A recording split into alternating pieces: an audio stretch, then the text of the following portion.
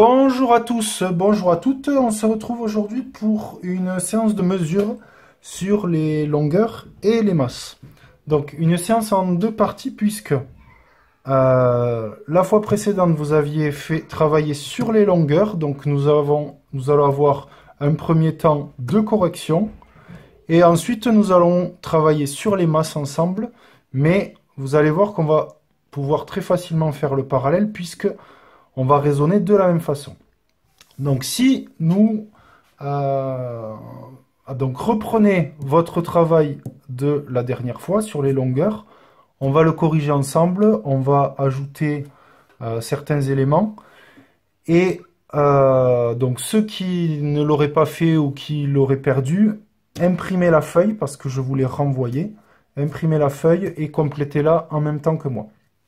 Voilà, donc dans un premier exercice, on vous demandait, donc il y a toujours deux temps, c'est-à-dire premier temps, placer un nombre dans le tableau de conversion et ensuite convertir un nombre et arriver à faire des égalités, d'accord? Combien fait 1 mètre en centimètres, etc. Donc, on nous demandait 2367, donc 2367 mètres.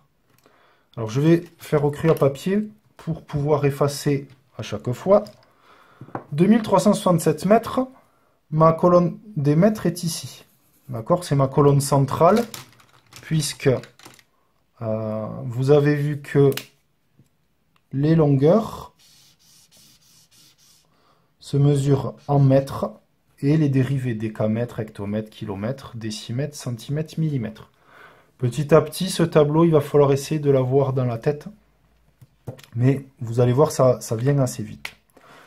Donc, 2367 mètres. Dans ce nombre, si on me dit que ce sont des mètres, c'est le chiffre des unités qui est un mètre, d'accord? Enfin, qui est en mètres. Donc, je place mon 7 ici. Et ensuite, je remonte en recopiant mon nombre. Donc vous voyez que dans 2367 mètres, vous avez 2 km, et etc. D'accord? Très bien. Ceci étant fait, maintenant on va essayer de compléter quelques égalités. Alors je sais que pour vous pouvez les connaître, on va essayer de les rappeler pour ceux qui ne s'en souviennent pas. Donc 1 mètre, hop, je gomme, regardez. Si vous... 1 mètre, c'est... Si je mets 1 mètre, je veux savoir combien ça fait de centimètres. Eh bien, je vais décaler ma virgule. Alors, je vous dis décaler la virgule. Pour l'instant, on va ajouter des zéros, mais en réalité, on décale la virgule du nombre décimal. Voilà, donc ça vous verrez, je vous le présente comme ça, puisqu'en CM2, notamment, vous verrez ça avec des nombres décimaux où apparaît la virgule. Donc 1 mètre en centimètres. Je complète de 0 jusqu'au centimètre. Et donc ça me fait 100 centimètres. Voilà. Quelqu'un qui ferait 2 mètres, on peut dire qu'il fait 200 centimètres. D'accord? Si 2 mètres, 200 cm. Ensuite, 1 km. 1 km en millimètres. Donc vous voyez là, on est vraiment aux opposés. 1 km en millimètres. Je complète de 0, donc je décale ma virgule en réalité. Et j'obtiens, alors je mets des points pour arriver à grouper par 3 et faciliter la lecture. 1 km, c'est 1 million de millimètres. 1 million de millimètres. Alors vous comprenez que lorsqu'on fait, on doit donner la distance entre deux villes, on le donne en kilomètres et pas en millimètres, parce que sinon on obtiendrait des millions, des milliards, et etc. Voilà, si vous allez chercher le pain et que vous dites j'ai fait 3 millions de millimètres, c'est pas pratique et c'est précis pour pas grand chose. Je gomme à nouveau pour pouvoir utiliser le tableau. Et maintenant, je veux 1 mètre en millimètres. Donc 1 mètre en millimètres, je complète de 0, je décale donc ma virgule. Et j'ai 1000 millimètres. Voilà. Donc ça, il faut essayer de le garder à l'esprit, même si avec le tableau, vous le retrouvez facilement. Alors, je suis sûr que vous avez trouvé quelques instruments pour mesurer les longueurs. Vous en connaissez, en principe, ça pose pas trop de difficultés. Une que vous utilisez tous les jours, donc une règle. Donc, vous l'avez dessinée ou vous l'avez écrite, donc on va dire une règle graduée. Alors, ce que j'écris là, il y a d'autres possibilités, hein. Ce n'est pas, comme on dit, exhaustif. Ça veut dire que je ne peux pas donner toutes les possibilités puisqu'il en existe de nombreuses et je peux aussi en oublier tout simplement. Donc ne barrez pas ce que vous avez fait. J'ai retrouvé ça dans mon garage. D'accord? Donc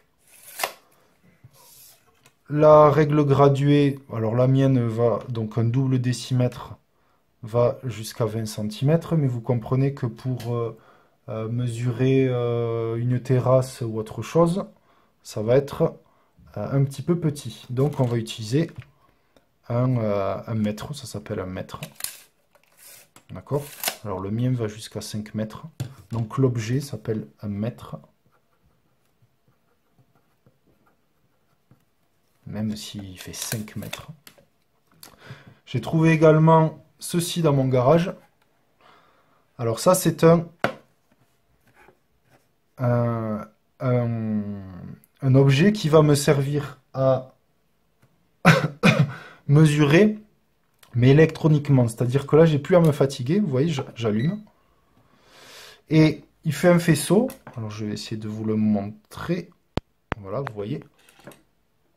À chaque fois que j'appuie sur le bouton, il envoie un laser. Ce laser va jusqu'à l'objet et revient.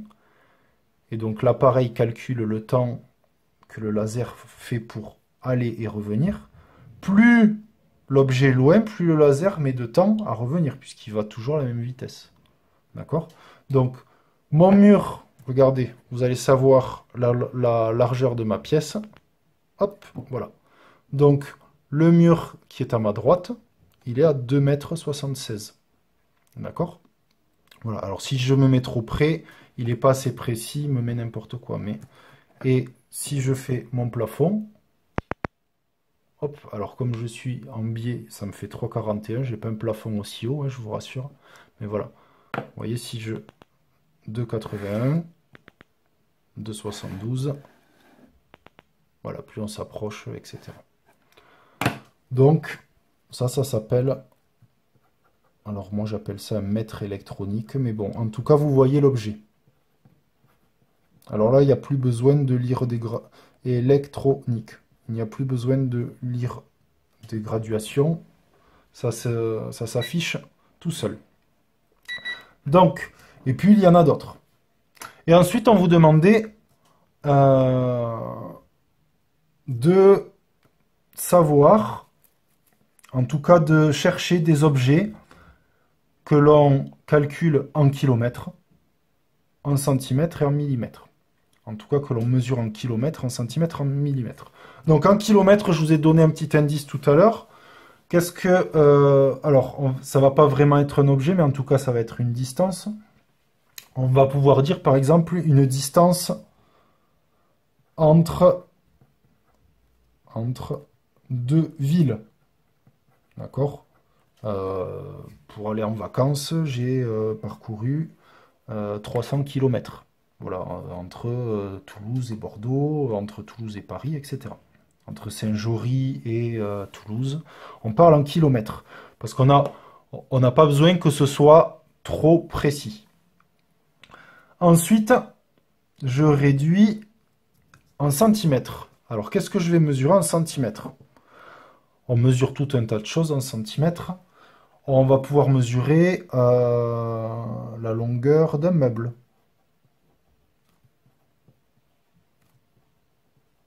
Par exemple, la longueur d'un meuble.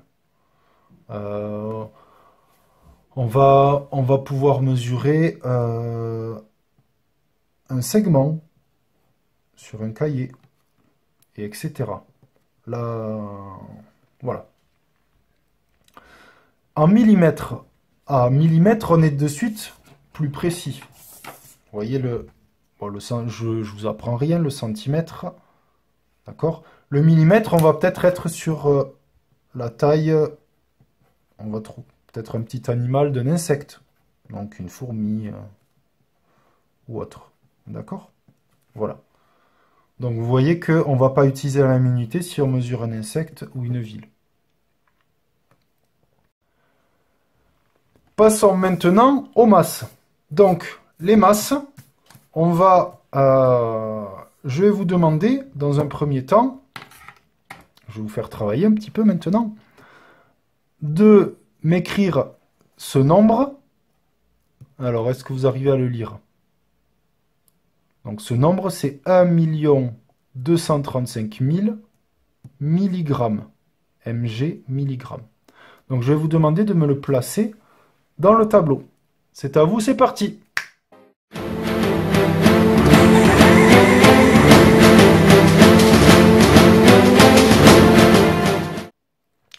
Donc, 1 235 000 milligrammes.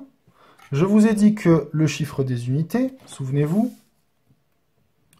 le chiffre des unités était le chiffre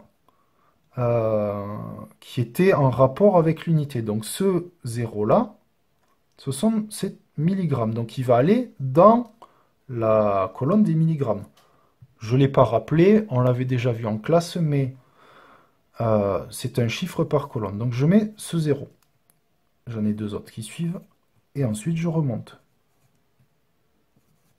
Très simplement. Voilà. Donc dans 1 235 000 milligrammes, j'ai 1 kg, et etc. Très bien. Maintenant, je vous demande d'essayer de trouver, donc vous allez prendre votre tableau, de me trouver l'équivalence 1 gramme, ça fait combien de centigrammes, 1 kg, combien de milligrammes, et 1 gramme, 1 kg, combien de milligrammes, et 1 gramme, combien de milligrammes. Si je peux vous donner quelques indices, allez voir par là. Allez, c'est parti, à vous.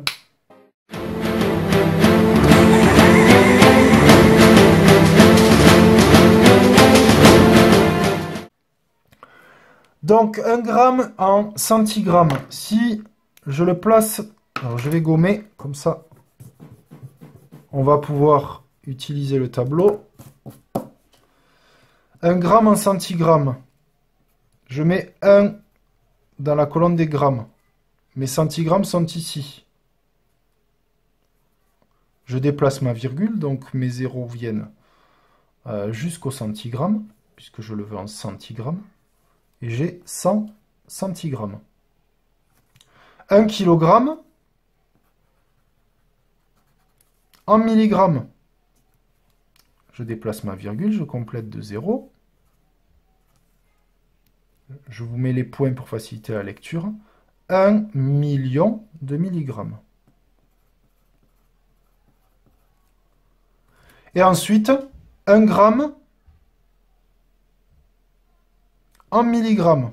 Alors regardez, je vais utiliser celui que j'avais fait en haut. 1 gramme en milligrammes. Je déplace la virgule jusqu'au milligramme. Donc mes 0. J'ai 1000 milligrammes. Alors là, je voudrais que vous observiez le parallèle. On a les longueurs se mesurent en mètres. Les masses se mesurent en grammes. D'accord? Les masses se mesurent en grammes. Dans la langue courante, on dit le poids. Mais le poids, c'est une force. Ça, je le laisse pour le collège. Vous verrez la différence entre masse et poids. Ceci étant dit, les longueurs comme les masses fonctionnent de la même façon. À l'exception que on va dire mètre ou gramme selon si c'est longueur ou masse. mais sinon, ça fonctionne pareil. Donc, vous voyez, 1 mètre, 1 gramme, c'est 100 centimètres, centigrammes. 1 kilomètre, ou 1 kilogramme, c'est 1000 millimètres, ou 1000 milligrammes. 1 mètre, ou 1 gramme, c'est 1000 millimètres, ou 1000 milligrammes. D'accord? À chaque fois, vous avez des préfixes qui sont rappelés. Kilomètre, kilogramme, hectomètre, hectogramme, décamètre, décagramme, etc. Nous, en CM1, on se concentrera sur les kilos, les centis et les millis. Et ensuite, et forcément, mètres, grammes, etc. Alors maintenant, je vais vous laisser quelques petites minutes. Vous faites pause sur la vidéo et vous allez essayer de trouver dans la maison, chez vous, des instruments de mesure des masses. C'est parti!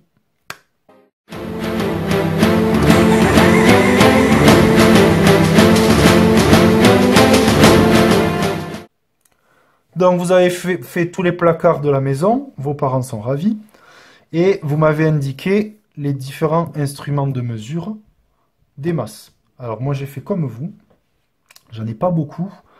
Je vous en affiche sur la vidéo, sur la droite de la vidéo, puisqu'il y a aussi des instruments anciens que je n'ai pas à la maison.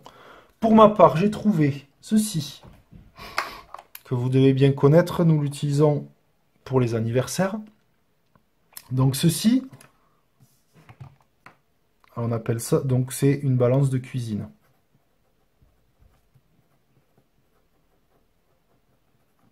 Même si le terme balance n'est pas forcément très correct.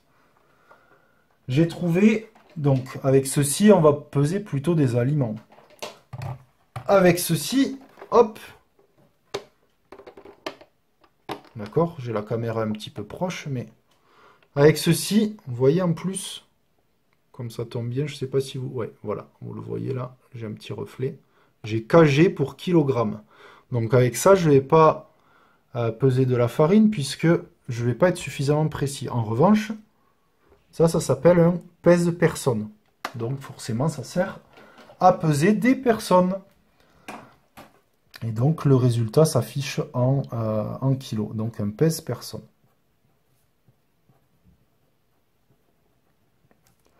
On va également avoir... alors j'en ai pas à la maison, j'en ai à l'école, je vous le montrerai quand on sera de retour. Une balance Roberval.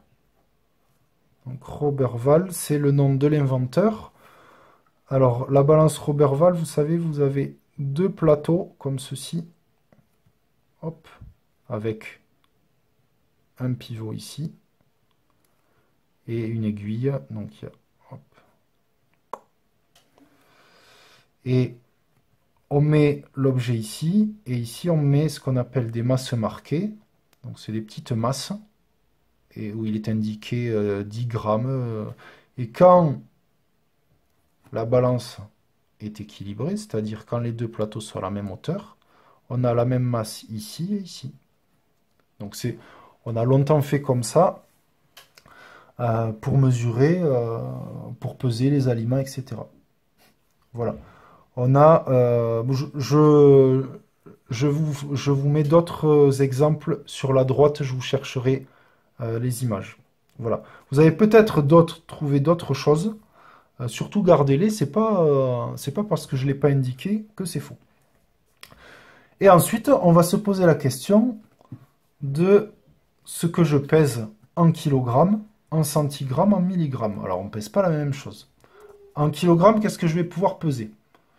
En kilogrammes, une personne, par exemple. Je vais pouvoir peser également, alors si on est dans le bâtiment, un sac de ciment. D'accord, un sac de ciment. Il y en a de 25, de 35 kg. Voilà, on est sur on est sur cette unité-là. Si on a des choses plus lourdes, par exemple, si on parle d'une voiture, on va plutôt utiliser des tonnes. D'accord? Mais là, on n'y est pas encore. Mais bon, c'est pour vous dire que à chaque grandeur, chaque objet, on va préférer une unité plutôt qu'une autre. Les centigrammes. Alors là, voilà. Là, on commence à... On utilise souvent le kilogramme et le gramme. Et après, là, ça commence à être petit. Ça commence à être très spécifique. Donc, centigramme. Centigramme, par exemple, on va pouvoir peser, alors parfois des aliments, mais c'est quand même très petit. On va peser, par exemple, l'or. Alors, pour tout vous dire, je suis allé voir parce que j'avais plus trop d'idées par rapport à ça. De l'or et des pierres précieuses. Alors pourquoi? Parce que là, il faut être très précis puisque à un centigramme près, ben, ça coûte vite très cher. D'accord? Donc là, il faut vraiment être précis. Si on a un bijou en or qui fait 20 centigrammes ou 22 centigrammes, c'est pas du tout le même prix. Et alors les milligrammes, c'est encore plus petit. Et les milligrammes, j'ai cherché un moment. Et puis, j'ai ouvert mon tiroir à pharmacie et j'ai vu, alors vous irez voir, avec vos parents, c'est très important, les médicaments sont en milligrammes, c'est-à-dire les principes actifs. C'est le, ce qui, dans le médicament, va être actif sur votre corps, d'accord, vous soignez. Donc c'est en milligrammes. Donc je vais écrire médicament. Alors principe actif, on ne rentre pas dans le détail, mais voilà. Il y a quelque chose dans le médicament qui est pesé en milligrammes. Il faut vraiment que ce soit précis, puisque là, les médicaments, on rigole pas. Voilà. Comme ici, là, il y a d'autres possibilités, bien entendu. Il y en a une infinité. Ne vous limitez pas à ce que j'ai trouvé ici. Voilà, nous en avons fini avec les longueurs, les masses. Pour les fois suivantes, eh bien, on verra les autres grandeurs avec donc les capacités et les volumes. Je vous dis à très bientôt. Je vous souhaite une très bonne journée. Travaillez bien et surtout, amusez-vous!